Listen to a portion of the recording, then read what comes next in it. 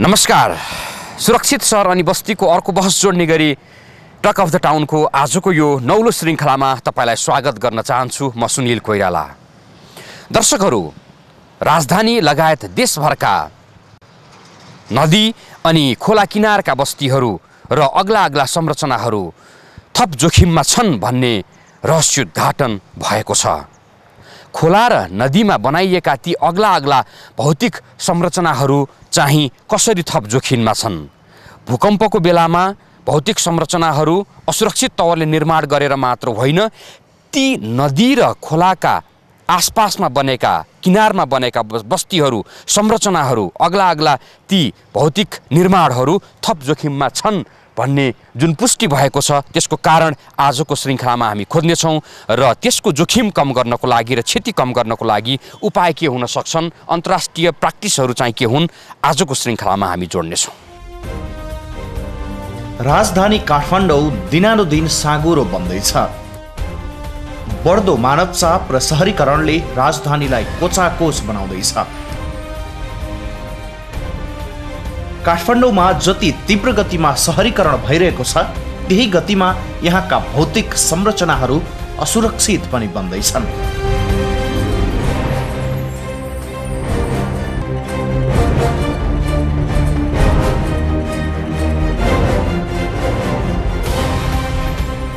भूकम्पीय क्षतिको अनुपातलाई विश्लेषण गर्ने हो भने काठमाडौँ विश्वकै पहिलो जोखिमयुक्त सहर हो भन्ने तथ्य सबैलाई विदित छ। पछिल्ला वर्षहरूमा काठमाडौँ लगायत सहरहरूमा बढ्दै गएको आबादी र यसको व्यवस्थापनलाई मध्यनजर गर्दै आवास केन्द्रित ठुला ठुला भवनहरू बन्ने क्रम पनि बढेको छ, जसका कारण एउटै भवनमा सयौं परिवार बस्न सक्ने अवस्था निर्माण भएको छ। तर यस्ता ठुला भवनहरूमध्ये खोला किनारमा बनेका विशाल भवनहरू भूकम्पीय क्षतिका हिसाबले अत्यन्त जोखिमपूर्ण अवस्थामा छन् भन्ने धेरैलाई जानकारी नहुन सक्छ। राज्यले समेत यस विषयमा त्यति गम्भीरताका साथ चासो नदेखाएको पाइन्छ। कसरी भूकम्पीय क्षतिको हिसाबले उच्च जोखिममा छन् त खोला नजिकका ठुला भवनहरू? किनकि काठमाडौँको खोला छेउका भूभागमा तरलीकरण अर्थात् लिक्विफेक्सनको मात्रा बढी छ। अब प्रश्न आउँछ, तरलीकरण अर्थात् लिक्विफेक्सन भनेको के हो? पानीको सतह बढी भएको र पाँगो माटो वा मसिनो बालुवा भएको जग्गाले जमिनमा हलचल हुँदा एकदमै दलदल जस्तो हुने र जमिनले तरल पदार्थले जस्तो व्यवहार देखाउनुलाई तरलीकरण अर्थात् लिक्विफेक्सन भनिन्छ। यस्तो बेला जमिनको भार वहन गर्ने क्षमता न्यून हुन्छ। घरलाई पानी जस्तै तरल पदार्थमा ठडाएको जस्तै हुन्छ। यसले गर्दा घर भासिने वा पल्टिने जोखिम हुन्छ। नदी छेउछाउमा रहेका घरमा यदि जग पर्याप्त छैन भने तरलीकरणले असर पार्दछ। लम्बाइ र चौडाइको तुलनामा उचाइ बढी भएका घरहरूमा तरलीकरणको असर बढी देखिन्छ। होचा र 1-2 तलाका घरमा यदि जगमा टाइबिमले बाँधेको छ भने तरलीकरणले क्षति पुग्ने भए तापनि जीवनकै क्षति हुने स्तरको उच्च जोखिम रहँदैन। तर अग्ला घरहरूमा तरलीकरणको बढ्ता असर पर्ने हुनाले सामान्यतः 20 मिटर भन्दा बढी गहिराई देखिने जग उठाउनु पर्छ। काठमाडौँको धेरै भूभागमा नदी जोडिएको छ। बागमती, विष्णुमती, टुकुचा, मनोहरा लगायतका विभिन्न खोलाका किनार वरिपरि बनेका ठुला भवनहरू असुरक्षित बनेका छन्। तरलीकरणको सम्भावना रहेका यहाँका उल्लेख्य ठाउँहरूमा भूकम्प आएका खण्डमा तरलीकरणको असर देखिने उच्च जोखिम छ। यसको अध्ययन नभएको होइन। पछिल्ला समयमा पनि विभिन्न स्वदेशी तथा विदेशी विज्ञहरूले नदी छेउमा बनेका ठुला भवनहरूको अध्ययन गरिरहेका छन् र केही निचोड समेत निकालिसकेका छन्। हामीहरूको अहिले काठमाडौँमा हेर्दाखेरि चाहिँ 3-4वटा खोला छन्। जस्तै बागमती भयो, नदी छ बागमती, त्यसपछि विष्णुमती भयो, अनि त्यसपछि आएर नक्खु खोला भयो, त्यसपछि धोबी खोला भयो, टुकुचा भयो।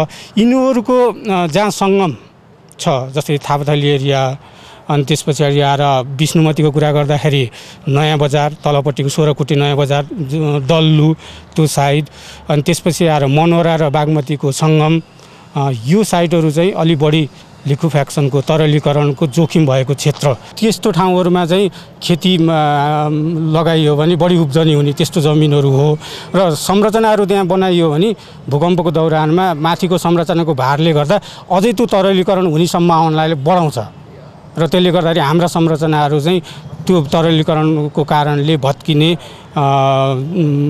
जोखिम हुन्छ। त्यस कारणले संरचनाहरू चाहिँ त्यो ठाउँमा बनाउनु हुन्न। खेती यदि गरियो भने त्यहाँ उब्जनी बढी हुन्छ त्यस्तो ठाउँमा। अब यो लिक्विफ्याक्सनसँग डिजास्टर त्यसमा पनि अर्थक्वेकलाई चाहिँ कसरी जोडेर हेर्ने? त्यो यदि कुनै पनि ठाउँमा भूकम्प जाँदैन, अर्थक्वेकको सम्भावना छैन, भूकम्पको सम्भावना छैन भने त्यहाँ तरलीकरणको सम्भावना पनि हुँदैन। त्यसमा भूकम्पले जमिन हल्लाउँदाखेरि भिजेर बसेको बलौटो माटोमा यो पानीको प्रेसर बढाउँछ। त्यो प्रेसरले बलौटे माटोलाई एक आपसबाट छुट्याइदिन्छ। त्यसपछि उसले आफूले ठेक्न सक्ने भारको क्षमतालाई घटाइदिन्छ। त्यसले गर्दाखेरि तरलीकरण हुने हो। त्यस कारणले भूकम्प नहुने ठाउँमा तरलीकरणको सम्भावना हुँदैन। त्यस कारणले घर बनाउँदा यदि हाम्रो चाहिँ खुट्टा बलियो भने हामी दह्रो गरेर उभिन सक्छौँ। त्यस कारणले सबभन्दा पहिला जमिन कस्तो छ भनेर हेर्नु पर्यो र त्यो जमिन तरलीकरण हुने खालको छ कि छैन। यदि हुने खालको छ भने त्यहाँ विभिन्न प्रविधिहरू विकास भइसकेका छन्, त्यसलाई पनि बलियो बनाएर संरचना बनाउन सकिन्छ। र त्यो सँगसँगै पहिला भइसकेको भवनमा पनि भवनलाई केही पनि क्षति नगरिकन, भवनको जगलाई केही पनि क्षति नगरिकन त्यो तरलीकरणको सम्भावनालाई घटाउन सकिन्छ। त्यस कारणले यी किसिमका प्रविधिहरू पनि हामीसँग छन् र घर बनाउँदाखेरि सबभन्दा पहिला घर बस्ने जमिन कस्तो छ भनेर हेर्न चाहिँ सुझाव दिन्छु म। जियो टेक्निकल इन्जिनियर नारायण मरासिनीको भनाइमा आधारित यो रिपोर्टपछि अब हामी लिक्विफ्याक्सन अर्थात् तरलीकरणकै विषयमा केन्द्रित रहेर गरिएको कुराकानी प्रस्तुत गर्छौँ, जहाँ हाम्रा सहकर्मी जगदीश खरेलले जापानको इहिमी विश्वविद्यालयका प्रोफेसर मित्सु ओकामुराज्यूसँग गर्नुभएको कुराकानीको संक्षिप्त अंश अब हामी प्रस्तुत गर्छौँ। Professor Okamura, it's our pleasure to welcome you to Nepal, and it's a privilege to welcome you in this show, Talk of the Town. Thank you very much. How many times have you come to Nepal till date? More than 10 times. I think 12 or 13. 12 or 13 times? Yes. So you know Nepal very well. I hope so. So would you please express some words regarding Nepal? How do you like this country? Nepal. Nepal is, I have some feeling similar to when I was child in Japan.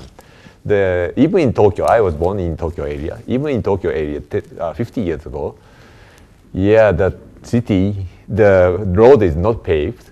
All the houses is very weak and very something similar to Kathmandu city now. So I'm very, something nostalgic or something like, I feel something like that. Okay, now let's talk about the town, because this program is Talk of the Town. So we talk about town also. So what is the general standard determined for the city or town, and how much of it applies to Kathmandu and how much of it does not? The town and city. The city is more developing, but town is a more smaller scale or something like that. But Kathmandu is definitely very big city, I think. The risk of earthquake, Kathmandu, it is said Kathmandu is #1. Yes, very near the top of the world. So what do you think the reason behind it? The highly populated and the road and the infrastructure is not good enough, and also the structure, including most of the houses, is very vulnerable. I think, and also the foundation condition is very weak. This is the reason, I think. This is the reason. I pointed out several reasons, but the structure itself is very vulnerable and weak, and foundation condition is very weak. So now let's talk about the liquefaction. What actually is liquefaction, and how it has the connection with the earthquake risk? Okay, first of all, liquefaction is when usually we can walk on the road, we can walk on everywhere. foundation soil. Soil is stiff. Soil is stiff. But when the liquefaction occurs, mostly during earthquake, the soil stiff are loosened and softened very much. So the building or heavy material subside, and maybe the underground structure, the right structure, floating up, and the road is something undulation occur or something like that, like water liquid, behave like liquid. This is soil liquefaction. So some soil, especially for sand, can easily liquefy during earthquake. Clay does not, but the sand can easily liquefy. And eventually, during the earthquake, the soil softened, and we cannot walk, and many structures subside or something like that, funny thing occurred. But after that, maybe 1 hour or something like that, the soil stiffened again, becomes stiff again. So during earthquake and for the 10 minutes or 20 minutes or 1 hour, the soil becomes very weak. This is soil liquefaction. You have made a short visit, a field visit to Kathmandu. Liquefaction, as I mentioned, the sandy soil sand can easily liquefy. But the liquefaction occurs for soil with water. The dry sand does not liquefy. The wet or fully saturated, the soil with water can easily liquefy. So it means that near the river or low land area in which the groundwater table is high, the area is highly susceptible to liquefaction. So near the Bagmati River or some rivers in Kathmandu, probably the liquefaction can very susceptible. Why is it risk to build and live in high-rise apartment or big infrastructure on a land like undergoing liquefaction? The heavy, as I mentioned, the heavy structures, when the soil behave like liquid, the heavy structures can easily go down, subside or tilting or something like that.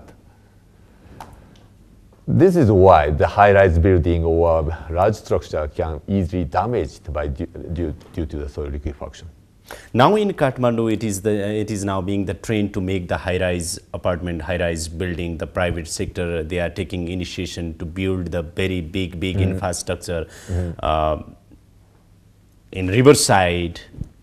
So, is there any treatment or solution of it?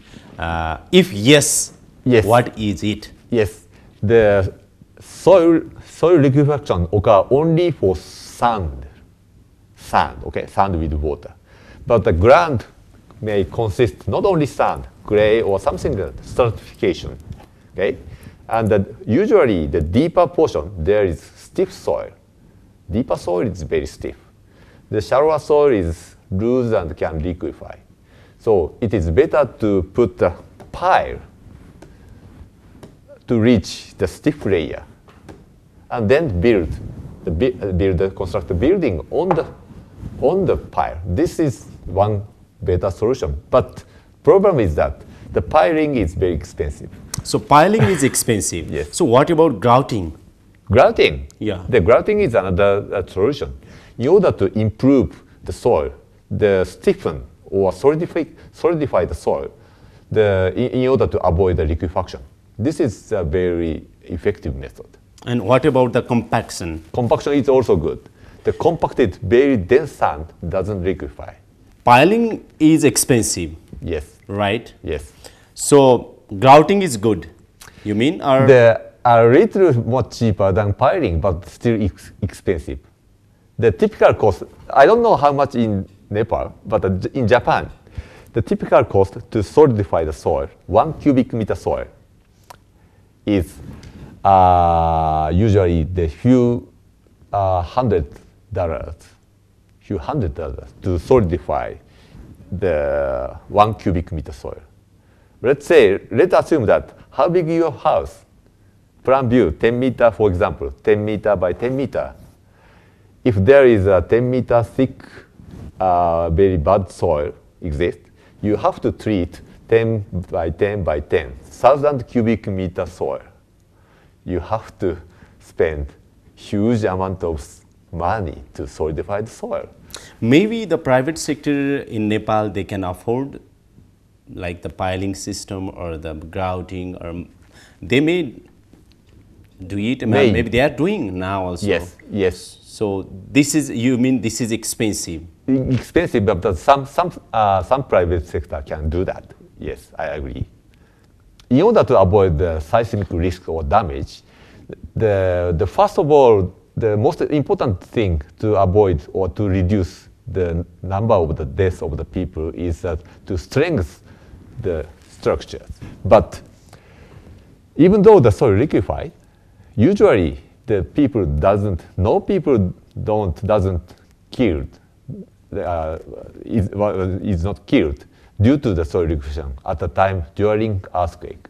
But as I've said, the road and heavy undulation occur, or sewage pipe or water pipeline is floating up, destroyed completely, or function of the city, the function is totally lost. So if the road is such an undulation or gapped, then no car can run. So no one can go to hospital. After that, the fundamental function of the city to support the people is totally destroyed. So this is very, very big problem after the earthquake. So Professor Okamura, then what is the treatment, the best treatment and the best solution to this? The soil improvement. Soil improvement, I mean the grouting or densification. But the total length of the road or water pipe or something is huge, okay? So we need very, very cheap technique to solidify or to do something. Do you like to suggest the cheap techniques to improve the soil? Yes, we are developing, the many researchers all over the world is trying to do or trying to develop the new technique, and one of the best method is my method, and input the air directly into the liquefiable soil. Okay, like this. The cost of material is free because it's air. Yeah. Okay, and then you push the air into the soil. It's like air injection. Yes. Right? Yes, that's right. Okay. Then that air push the water away from soil. So you mean we need to inject the soil? Air, right? into soil. Okay. Into soil. The water in the soil can be displaced, expelled from soil. Most of the water can expel by injecting Okay, tell me again, Professor Okamura, what is air injection and how does it work? Okay. The soil liquefaction can occur for soil sand with water. Sand with water. Maybe you can imagine that if there is a sand with water, if you in the riverside or something like that, maybe you dump it or something, it liquefied. Like yes. This is sand liquefaction. That is sand liquefaction. If the sand is only wet, not saturated, not so that contains that much water, even though you heat it or shake it, sand doesn't liquefy. The expelling the water is very effective method. This air injection is safe and sustainable in technical sense? Yes. As compared to the material usually used to soil improvements, like cement or something like that, the air is free, ecologically very friendly, free.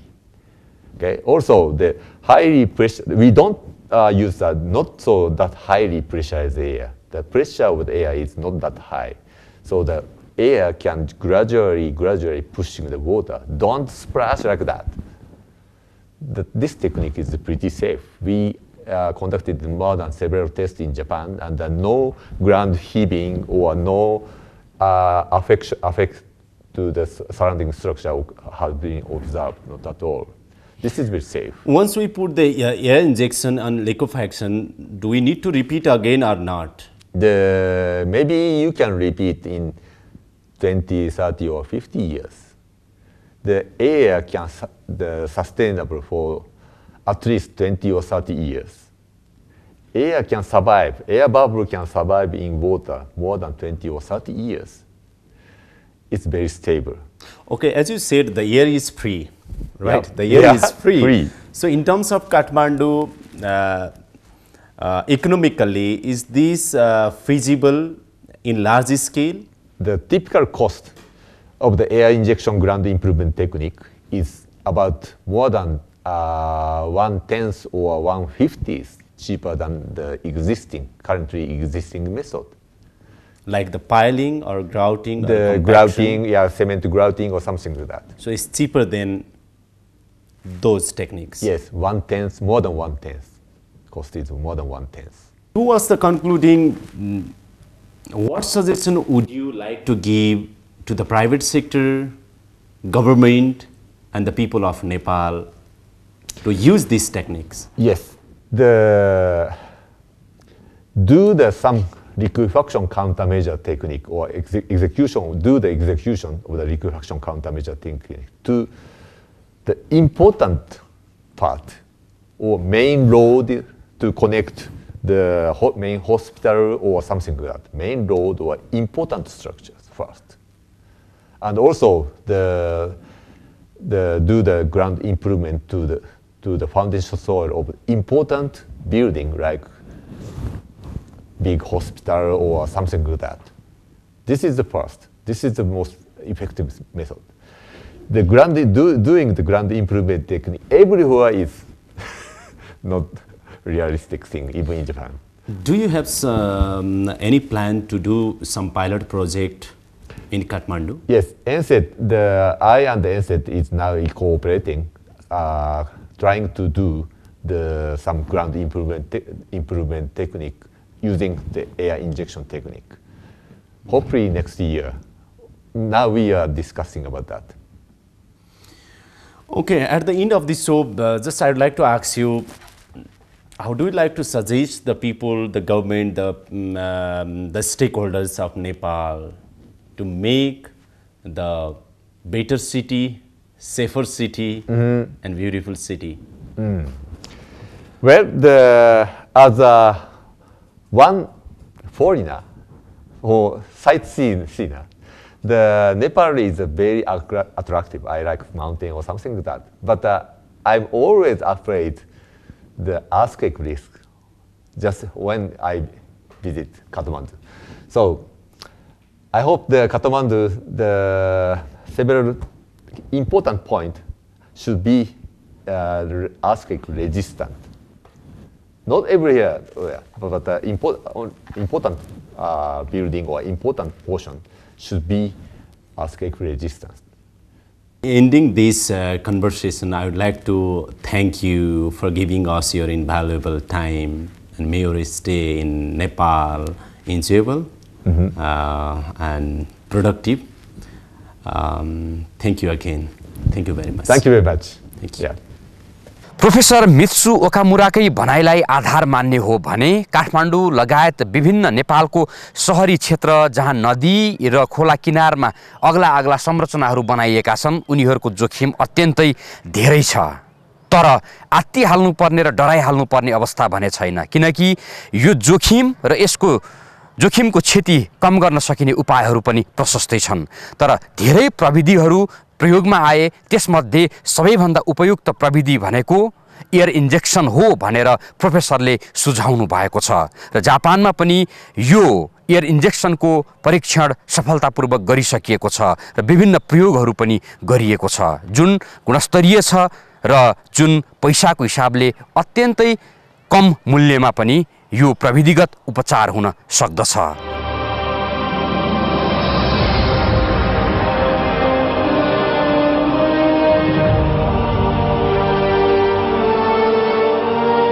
Air injection एउटा गुणस्तरीय र सर्वसुलभ प्रविधि हो जसले लिक्विफ्याक्सनको जोखिमलाई कम गर्न सक्छ।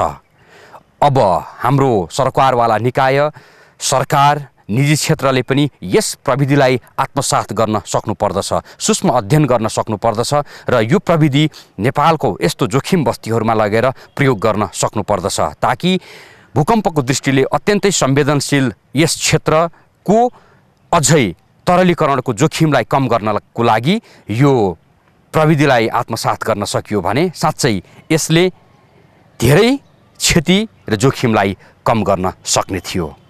हवस् त, आजको लागि कार्यक्रम टक अफ द टाउनको निर्धारित समय सकिएको छ। सम्पूर्ण युनिट सहित म सुनिल पनि बिदा चाहन्छु। नमस्कार।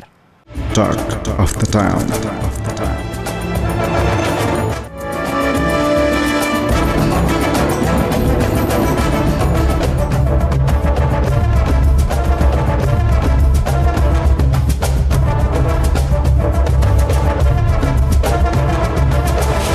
Talk of the Town.